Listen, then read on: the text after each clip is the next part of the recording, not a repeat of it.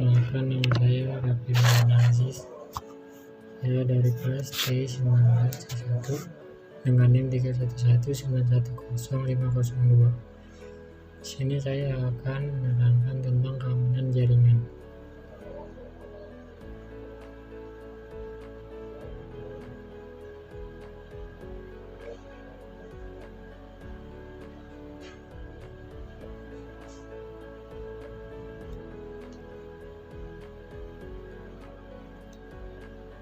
Keamanan jaringan.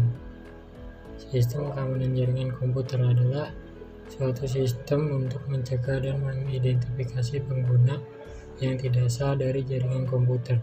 Langkah-langkah pencegahan membantu menghentikan pengguna yang tidak sah yang disebut penyusup untuk mengakses setiap bagian dari sistem jaringan komputer. Tujuan atau keamanan jaringan komputer adalah untuk mengantisipasi risiko jaringan komputer berupa bentuk ancaman fisik maupun logik, baik langsung maupun tidak langsung menggunakan aktivitas yang sedang berlangsung dalam jaringan komputer. Meningkatnya kejahatan komputer.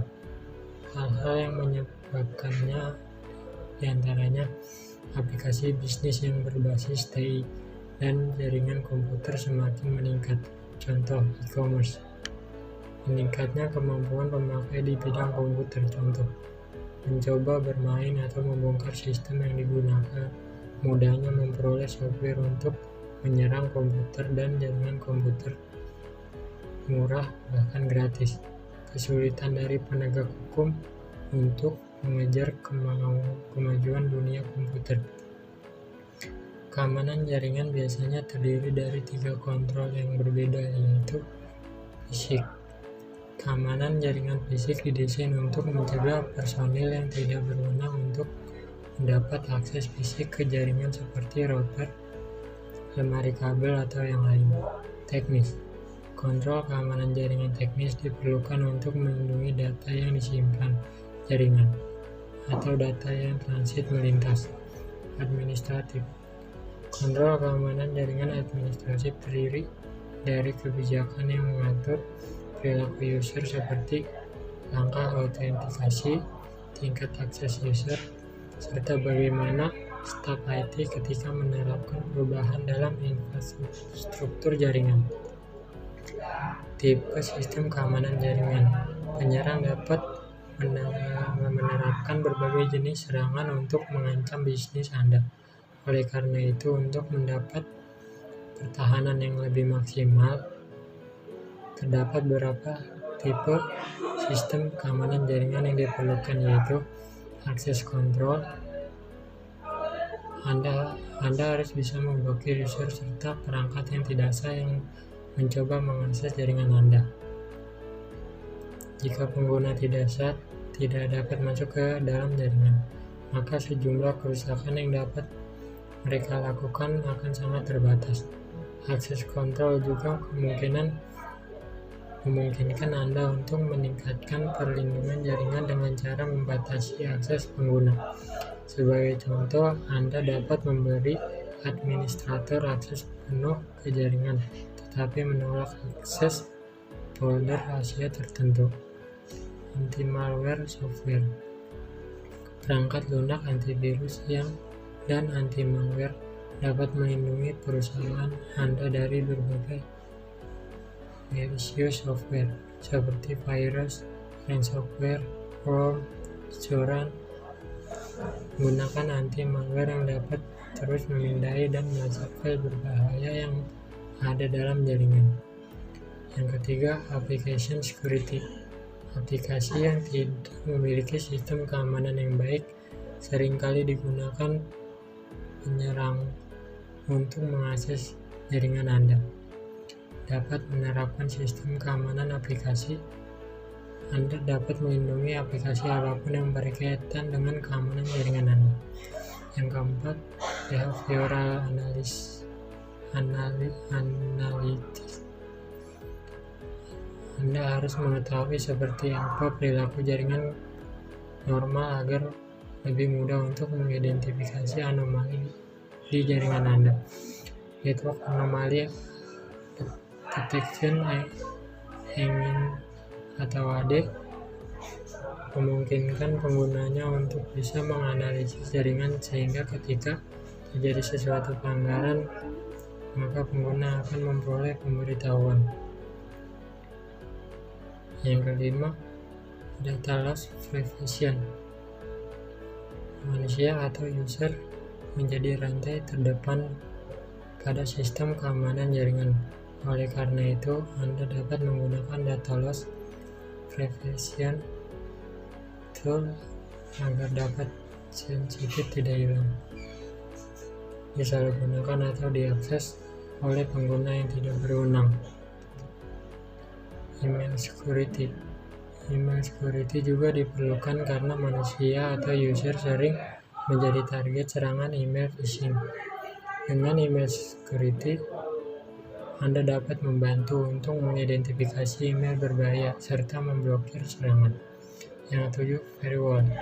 Firewall bertindak sebagai penghalang antara jaringan eksternal yang tidak terpercaya dengan jaringan internal Anda.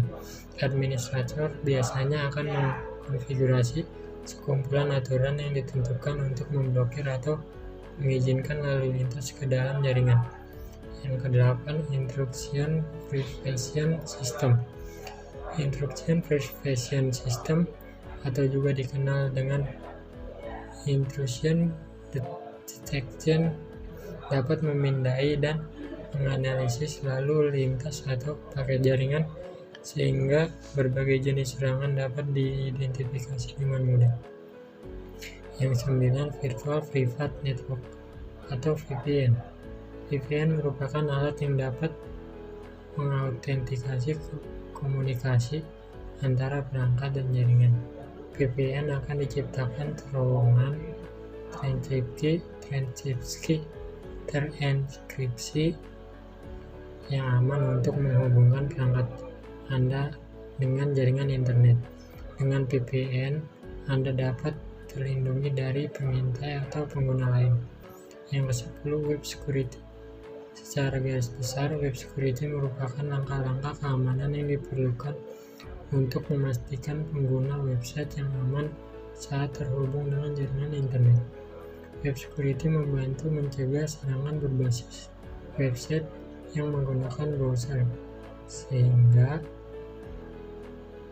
sebagai titik akses untuk masuk ke jaringan Anda.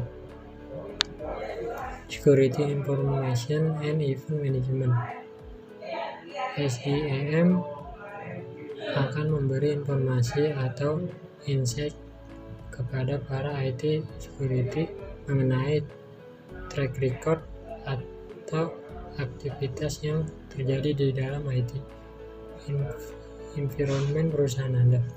Dengan SIEM, perusahaan Anda dapat mengidentifikasi dan menanggapi berbagai ancaman.